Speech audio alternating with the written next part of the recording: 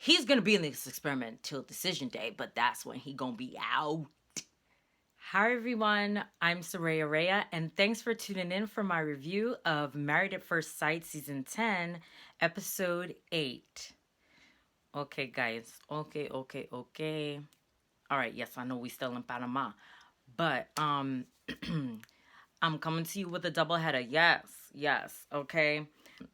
Basically, I had a lot going on this weekend, some family events or whatever. I didn't get to post episode 7, even though I had recorded it the week before.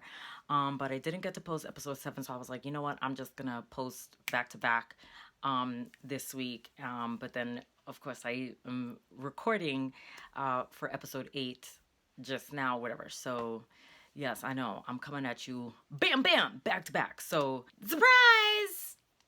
Double header for the first time. Anyway. Okay, so as I've been trying to do at the beginning, yes. So guys, yes, and if you like this video, let's like it.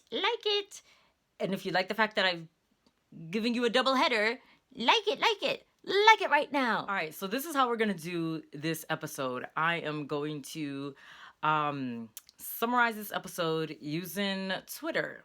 Okay, so let's just get right to it with Austin and Jessica.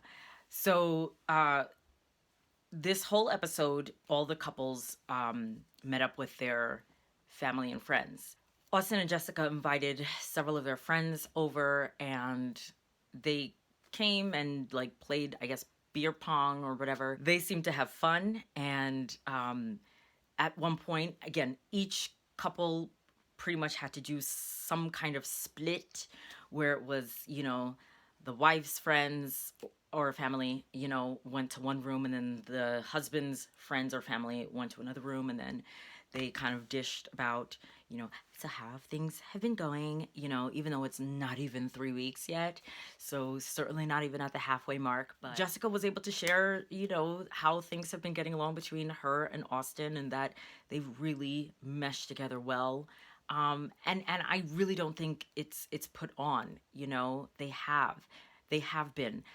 One thing that they did show at the first half of the episode was, because Jessica does work long hours because she's a nurse, so I'm assuming she does the 12-hour shifts. She's waking up before he wakes up for work. She's getting home after he gets home from work. So Austin is definitely being the house manager.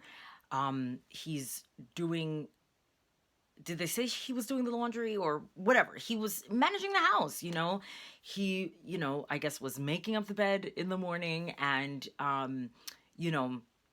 he prepared the meal, the dinner, the night that she came home. I guess Twitter, there were some tweets. I didn't like them because I didn't see it, between them. But like some people were saying like, oh my gosh, Jessica is so mean. I don't think she likes Austin. And I was like, I think that they're sarcastic with each other, because I guess she complimented the meal by saying that it was just edible. Whatever. I think it was fine. I thought it was like, oh my gosh, look at them. They're so cute, And Austin, definitely was like, he has no problem stepping up in these ways by, definitely taking the load of, taking care of the house, being the domestic engineer.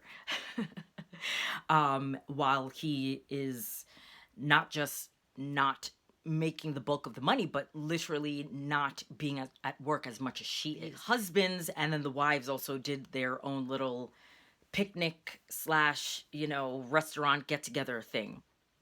So when the guys got together, when the husbands got together, at one point Zach started rambling. I don't even know what he was talking about at one point, but he definitely did start sharing some opinion. I'm not sure if it was about his marriage experience, which to me, I don't think he should say anything. You don't have an experience right now because you are not even moved in, So I just thought it was so funny because Austin, who again seems like such a kind of like nice guy, like Somebody tweeted, you know, Austin has your number, Zach, and he is not impressed. And like the little clip just shows Austin saying like, he's like, I just pretty much zone out when Zach starts talking because pretty much self-centered and just talks in circles and, I just don't get it and, I'm just out.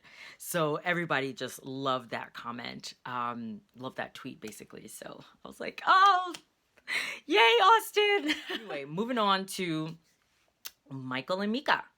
Myka and Michael. Yeah, so their family and friends came over to their apartment. And again, from all of the, couples, they're the ones, well, I guess, no, Taylor and Brandon as well. Because they're the two couples that have the most local families, I think, too. Well, then I guess no, Katie and Derek too. But they just had friends over. Interesting. Okay, anyway. So they definitely had a family get together with, sprinkling of friends as well. So they just kind of had like a game day and it was kind of like getting to know for the families, like the other families, getting to know the, new family member, like the other spouse, right? And I think one of the questions was like, is Myka afraid of, I think they gave 3 options and it was like something, blood, and whatever else. And Michael's family did choose the correct answer, which was blood. And I think that's how it was. And Myka was like, yes, that's it. They had a really, really good time. And of course, I was just trying to see, like, with some of her family members, particularly, like, the female members, her mom or whatever, I was just trying to see, like, does anybody seem to know? Are they giving him a look or whatever? Do they seem to know what went down, at the honeymoon? I couldn't seem to tell. But at one point, Myka's mom and Michael separated and went to the bedroom and just kind of had a discussion. And she kind of just gave him a little bit of a pep talk. It was nothing like, so I heard, but I think that y'all can work it out. Like, it was nothing like that. Correct me if I'm wrong, guys. And I was kind of surprised and I was like, okay, so either they are just like letting them, be private and, work it out, or, Myka just really has been a little tight-lipped with things and has not, given her family any ammo to, dislike Michael or to kind of like be like a little up in arms. I don't know. I can understand either way. For me, I'd be freaking out. At the very least, I would have told my friends. I would have been like, y'all, like in Panama, especially for the whole week, I would have been like, y'all, I couldn't just rely on the stranger wives because they're not my friends, like they don't know me. Like I would have had to like told somebody like, y'all, you don't know, So, so I don't know. So maybe some of her friends know, but that they didn't show any particular interaction yet. So, but at the same time, at this point, her and Michael, at the very least, have, they have reconciled, they have recommitted themselves to each other. And actually, at the beginning of their segment, they did show, like, they had their own little recommitment ring ceremony, because I didn't even realize, like, Myka had even stopped wearing her ring herself, because probably even because she was kind of like, well, if you ain't wearing yours, then I'm not going to be, wearing mine all by myself. Which I guess I can understand in a sense. So, yeah, so she kind of chucked hers, but then they both were just like, no, like, let's get back into this. Let's both, be committed, put our rings on, keep our rings on, let's do this for real. So, that was fine. I just, the taking the rings off, I Michael started it, So anyway, so that was pretty much their segment. Not a lot of tweets about them. Right. There was moving on. Should we go into some of the mess? Let's go to Mindy and Zach. Let's go right to them. Okay, so I guess maybe starting off with them before their get together. Again, Zach is still on his own. Zach is still living the bachelor life. You know, it's just very weird. It's odd. It's very odd. Um, so there were. I mean, the majority of the tweets were certainly between Zach and Mindy, and then of course the other train wreck couple. But I mean, I don't even know where to start. But okay, so first, they, I mean, it. This is a first for Married at First Sight. So I don't. A couple that's not living together. It just, I don't know where to go for. This is just so weird. So they meet up in a park.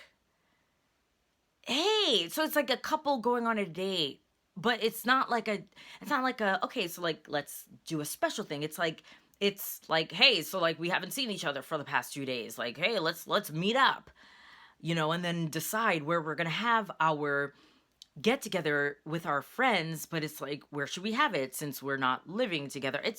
I don't even know why was that even planned? You guys aren't living together. You're not living as married people. It was very silly. So they met up and they're talking, they're chatting. One of the lines that was said was Mindy asked him something about like, so what are some of the steps? Where do you see us starting out? To be able to get to a place where we can, figure this out. Because it was kind of like, Zach, are you in? Or are you out? No, I'm in. But it's like, okay, but then where do we go from here? Where do we go from here? And then I guess he kind of then gave an answer like, well, it's like building a friendship. Let's build a friendship and da da da. And it's like, my first thing is, aren't you already friends? I mean, how is that already not established? Unfortunately, this is the song that I think that Zach has been singing to Mindy.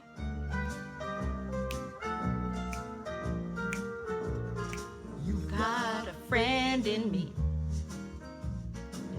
You got a friend in me. When the road looks rough ahead, miles and miles and nice warm bed. You just remember what your old pal said. You've got a friend in me. You've got a friend in me.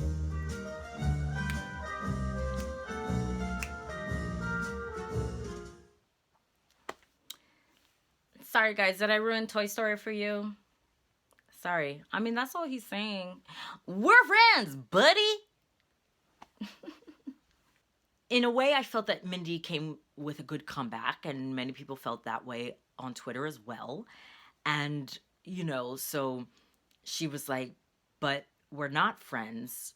We're married, So there were a couple tweets, kind of applauding her with that, but I didn't really like those tweets, because I'm just like, I can't really even like that, because it's like, yeah, woohoo, but then it's like, to me, I wouldn't feel, how much better could I feel to say woohoo to that, but then I've allowed myself to then continue a marriage relationship with somebody that's not living with me. So like, no, I can't like that. It's not, yeah, you said that, but then, and then what?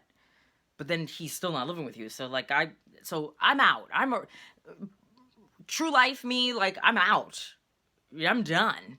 So I personally tweeted like, Zach, like, why are you showing off your ring to your spouse that, that you don't live with? Like, honestly. And that you're basically asking to be your friend? No. Like, that's not like, oh, look at my ring that I'm wearing. And then to me, then Mindy, like, gave in and, like, was like, oh, why? What? No. That's a no for me. No. That gets no applause. That gets no, like, aw, he's wearing his ring. No. No acknowledgement. Absolutely ridiculous. They agree to have their get together with their friends at a local bar place, and they play. I think they play Jenga or something. And so a couple of Mindy's friends come, and then one or two of his friends come as well. I only recognize the one friend, that blonde hair friend, I think, that went with him to try on his suit. And to me, I don't think he said anything the whole time. I think he's the one in his mind that knows Zach didn't like this girl from jump, and Zach ain't gonna be in this experiment. He's gonna be in this experiment till decision day, but that's when he gonna be out. He's in this for his personal gain. He's gonna get his exposure. He's good for TV. Like that friend, he knows the new Zach, you know, not the friend that like gave him his toast at the wedding. But anyway, uh that called him like Southern gentleman and, ready for a wife. Please. One of Mindy's friends, everybody pretty much fell in love with her. She must be like Maryland girl with her Maryland flag like head tie and bandana. And she was like, so, how do you like, your apartment that you don't live in? And I mean, Zach ain't have no answer. Even his circular words. And later on, she just basically told Mindy, like, do not fall for his pretty words. Like, do not let this fool, sweet talk you into like just, following him and allowing him to just lead you on, you know. Anyway, so that's why I crowned her MVP. Ooh, I forgot to bring in my mafs award, because that's who gets it. All hail Mindy's friend. That's who gets the mafs award this week. Okay? Homegirl kept it real. She called Zach out on his foolishness. And I think she knows the weakness of her friend. Anyway, after their little get together, the girlfriends went up. No, it wasn't just a girlfriend, because one of the friends were a couple. So Mindy's friends went up to the apartment where Zach doesn't live, and Mindy's talking to them and whatever, and then basically she ends up saying like, guys, I hope you're not mad at me. Like, I invited him over and he said he's gonna come. And they were all just like, what? And just how strange it is. Like, they were all just like, ugh, like what? Why? Like, ugh, ugh, ugh. Anyway, so then later on, Zach comes back. He comes with his dog. And, I mean, I guess they were kind of happy about the dog. But Mindy was so excited, whatever. And that's where the tweets, also took a turn for the funnier. She's really excited that her husband came to visit. Mindy girl, he came to visit. He didn't bring no toothbrush, no bag. Like, relax. To which I responded, this is embarrassing. Where's honeymoon Mindy? Okay? That had a bit of a backbone and a little shame. Moving on to Katie and Derek. So Katie and Derek's segment actually starts out with both of them meeting with one of their parents. Katie meets with her mom, and Derek meets with his dad. And, which was good for both of them. Remember, Katie's worried because, she's worried that Derek won't be in love with her by the end of the experiment. So she's worried that she's not going to get an I love you at the end of the 8 weeks, 2 months. And her line is, I got married at first sight to fall in love. Okay? So she expresses that to her mom. What I like, both of the parents basically came with their personal experience to help their children to kind of navigate where they are in their, relationships as young people, as young as they are. It's almost like Katie, it's one of those situations where she wants to dump you before you kind of dump her. Or I don't think that it would be that Derek would dump her, but that he would just not be saying I love you at 8 weeks. But it's almost like Katie would be that immature that she would consider that as equal as to a dump. Like that's as bad as a dump, you know? Like that's at like she would not want to face that and want to say no to him if she's not going to get an I love you. That's how I would take it. I would hope not.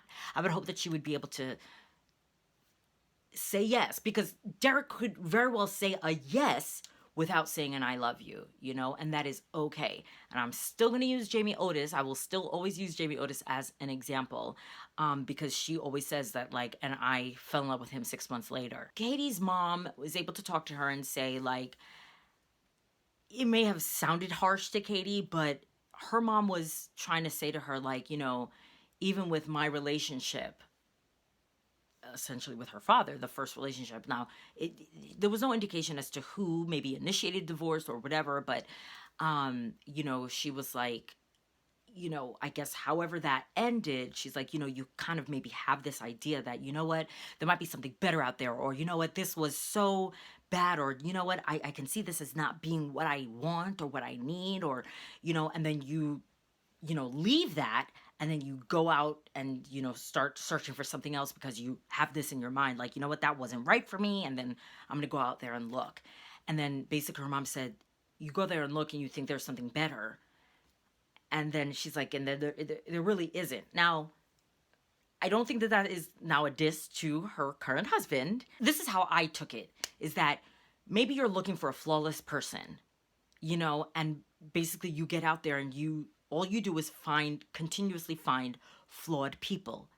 You being one of them, and it may be different flaws than the other flawed person that you left, but it's still another flawed person. And the thing is, Katie came back and suddenly started mouthing off her mom. It was so quick and sudden that, it was just like, what? She basically started saying something like, well, maybe it was because, you were about to have a baby and you didn't, blah, blah, blah, blah, blah. Like, y'all saw the episode. So you saw how Katie mouthed off her mom. And I saw this tweet, if I would have talked to my mama the way Katie did, woo, on national TV at that, yes, uh-huh. It would have just been like that. You know what I'm saying? What? I mean, that was not right. That was really inappropriate. And I just also felt like, not just like you were rude to your mom with the tone that you took, but then to me, it's like, yo, you just dissed your parents. Like, that was so, like, rude. Your mom is trying to give you advice. Yes, it is very practical for Derek to be unsure if he can love someone in 8 weeks. Katie, however, takes it as a rejection because she's that girl. Absolutely, yeah. It's not a rejection. It is, can we grow in love? Now, when Derek met with his dad, what I appreciated what his dad shared was, after Derek was just like, yeah, no, I really like her and blah, blah, blah, but like, I'm not like in love with her yet. And, I do think that it's going to take a couple months, whatever. Best thing his dad said was, okay. And again, he's like, I've had many failed relationships, and I'm pretty sure he said marriages, plural. I think he said plural, marriages. He's like, don't tell her that. Good advice, Dad. Yes, good advice. I think there's a way to be, honest by saying, like, I'm growing in love. You know, like I'm growing, I'm getting to know you, and the more I love you, I can see myself growing in my love for you. Like I can see myself getting there one day, and as I get to know you more and more, like I can see myself getting to, you know what I'm saying? There's a way to say that without saying the words flat out, I love you, you know? And then also without saying like, but I don't love you yet. Like, calm down, chill out, girl. You know what I'm saying? And yeah, because I was kind of surprised the way that Derek was really just very kind of a little blunt with his honesty with when Pastor Cal was there, because I didn't see that side of him on the honeymoon, especially with him jumping in the shower, you know. But I guess that's the physical side that men don't ever tire of. Moving on. Mess, the mess. It's still, look, it's still Heartbreak Hotel, y'all. Whee. Okay, let's just wrap it up with the mess of all messes, Taylor and Brandon. Okay, did I get to all the couples, right? Okay, so Taylor and Brandon. So their segment starts off with Taylor meeting with two of her friends. I believe those were two of the bridesmaids, and she lets them all know what happened in Panama. They are shocked as they are eating their lunch. I mean, to the point where every time she gives them a blow from what happened at in the honeymoon, you know, they have to stop chewing, you know, and then they're just like, wow, wow, wow. But at the same time, they're also not, after she finishes, they're not just like, girl, you better leave him. Like, they were just like, and you're still in this? Like, that never came out of their mouths, which I was kind of shocked, but, you know, it's all right.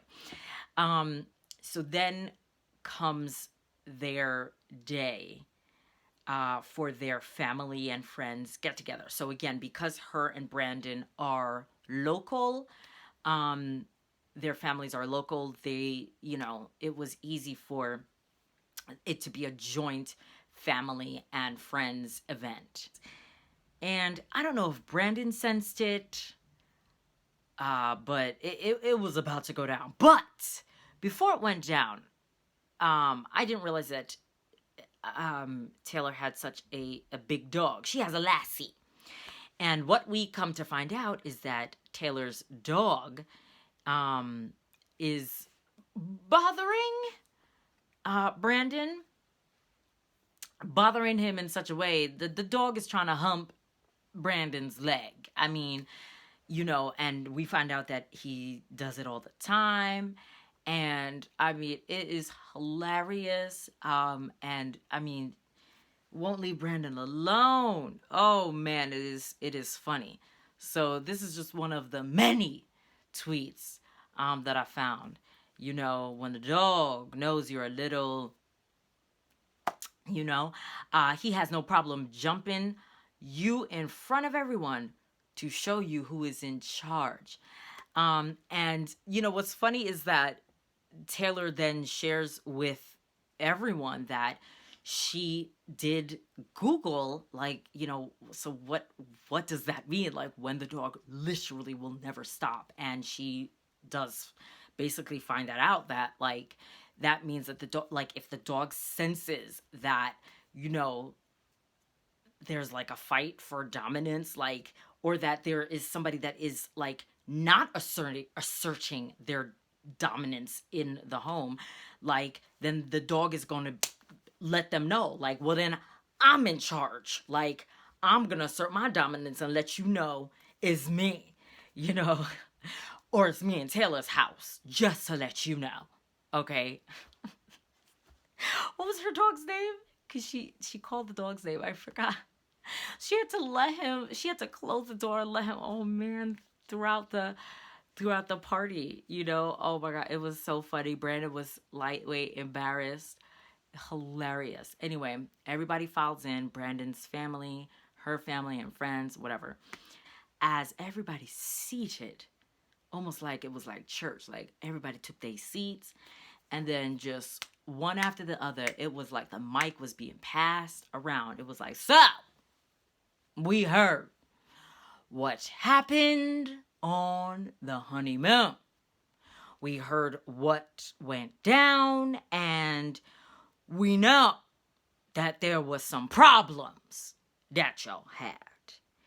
And we just want to, know what's really good, and that. I didn't have no problem with it. To me, I didn't have no problem with it. But to me, because it was very much like when you get married in front of family and friends, it then doesn't become, well, this is just our marriage. Now, don't get me wrong. I do believe that, when you're adults, your life is private in a sense that, like, meddling is a thing that shouldn't then become like everybody's business, right? But at the same time, serious problems do then allow you to then become accountable to family and friends. Absolutely. Especially if we're talking about serious bad behavior. Not like pet peeves or like, an argument between like, well, then who's going to take out the trash? And then like, da da da da da. No. Things, when your stuff gets caught on camera and it like, your stuff got caught on camera and you took your stuff in front of everybody, in front of all of the couples. Sorry, you went public, so you are now, you took your stuff public, so now you have shared your problems and your issues with everybody else. You took off your ring, you threw it at, your wife. No. So, Brandon then kind of took the floor, and yes. Brandon likes to downplay his bad actions, so I smell crazy, right? To which I then responded and said exactly what he said. We had a tiff in Panama, but we good now. And it's like, no, Brandon. First of all, it wasn't a we. It was, you had a full-blown meltdown, and like, I mean, it's more than a meltdown. Like, you had, it was more than a meltdown, right? And it wasn't a we. You got everybody involved. You had kind of like a psychological break. So after several of Taylor's family addressed Brandon, and yes, I can see how he felt ambushed, then Brandon's aunt spoke for him. Brandon's aunt sounds like an enabler to me. And then I just added that she looked a little unstable. There was also this little tweet about the aunt. She said mom, but then I just corrected and said it was the aunt, that said, I can't stand when people cover for someone else's bad behavior by saying that's not them. First of all, aunt, you're not the best judge of what kind of husband your son clearly is, nephew. And second, clearly it is him because he did it on camera. Yeah. And so I definitely agree with that. And so basically the aunt took the stage or took the floor and, said all of that and said, I know Brandon, and that's not him because he's never done that ever before, ever in his life. So, he's apologized. She acknowledged that he did it, but she's like, but he's apologized and, he's never going to do this again. And this is not him because he's never done that ever before in his life. To me, why I labeled her as being unstable, I'm sorry, y'all. I'm sorry. I'm just like, yo, do you smoke? But anyway, I just felt that, first thing, his mother remained silent the entire time, the whole time. Okay. And, never said anything.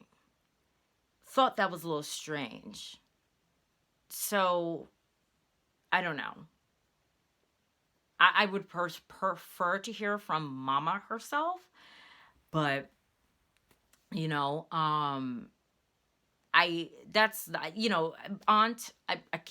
no. If I'm going to hear from anybody to say, I've never seen this from him, I would rather hear from like past women who've been in his life, because I would rather, if we're going to put money on this, I'm going to put money on past relationships with females that would say, yes, I've seen Brandon do this before, and that was not rare for him. Okay? That's what I would say. All right, guys. So that's pretty much it for this week's episode.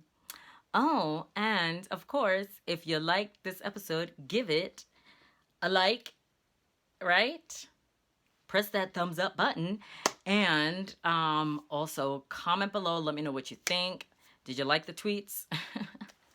And do you guys live tweet ever? It's fun. That's literally the only reason why I got Twitter, to like live tweet during my reality TV watchings. That's it. And that's it. Like, and then I'm off for the rest of the week. Anyway, yeah, so let me know what you think in the comments. Subscribe if you haven't subscribed before, of course, always. And then share this with anyone else, right? As always, my same mantra, okay? And thank you for watching, of course. And did you enjoy the double header? Ooh, first time ever doing this. Lots of editing. Yee. Okay. Probably the only time that we're going to do this. But yeah, so that's what we did this week. All right, guys. I'll see you next time. Bye.